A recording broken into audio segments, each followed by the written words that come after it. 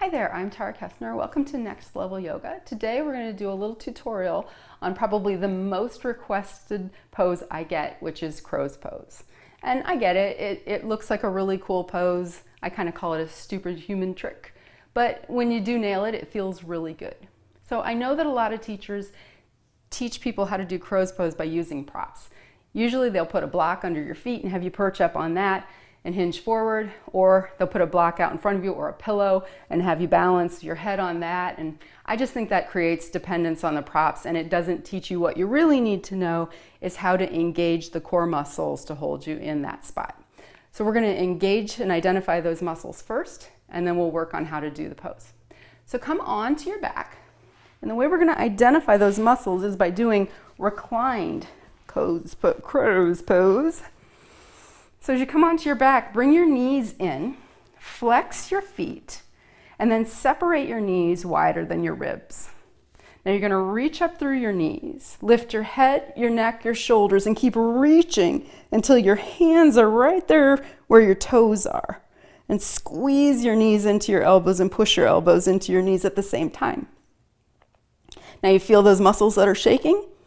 Those are the same muscles that are going to have to hold you in crow's pose. So release, try to remember what those muscles were, and let's start working on the prone version of crow's pose. So you're going to come on over to your knees, take your knees a little wider, tuck your toes under, and rock back into a relatively comfortable, gentle squat. All things being relative, of course. And then we're going to bring the hands to the mat.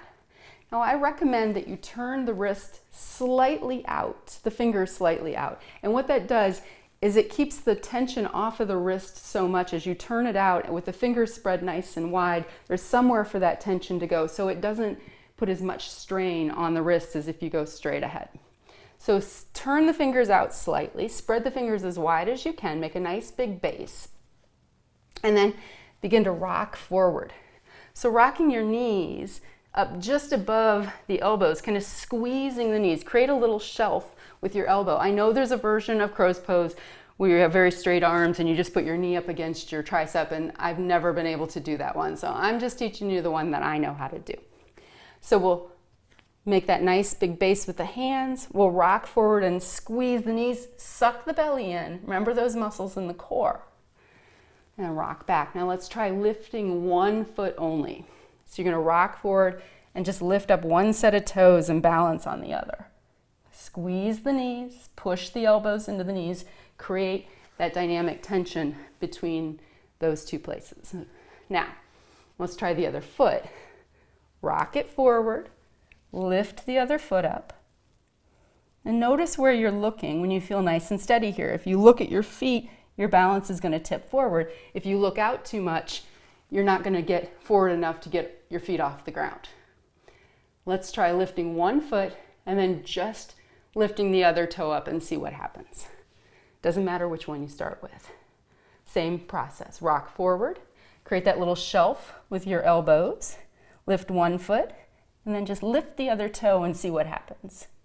And lift and set it back down. Lift and set it back down.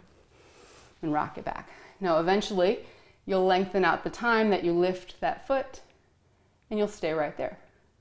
So just keep working on it. Always the same process. Check your hands, check your wrists, check your elbows. Bring your knees in, rock forward, lift one foot, and then maybe the other. Keep your gaze nice and level. Take a breath, squeeze that belly button in, and come out like a graceful little bird when you're ready. Now the other thing that you need to know when you're practicing crow's pose is how not to break your face.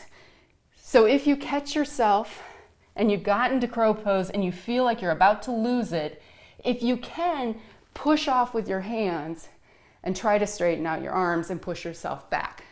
If you're too far gone and pushing straighten your arms is just going to be impossible, then collapse one arm. Just let one arm go.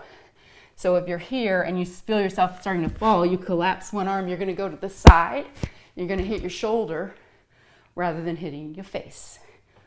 which is important. So I hope that helps. Practice it at home, and then I will include a class on the channel that has a crow's pose in it so you can show it off. So hopefully this was helpful. If you liked it, give it a thumbs up. Maybe subscribe to the channel for more free content. I would love that.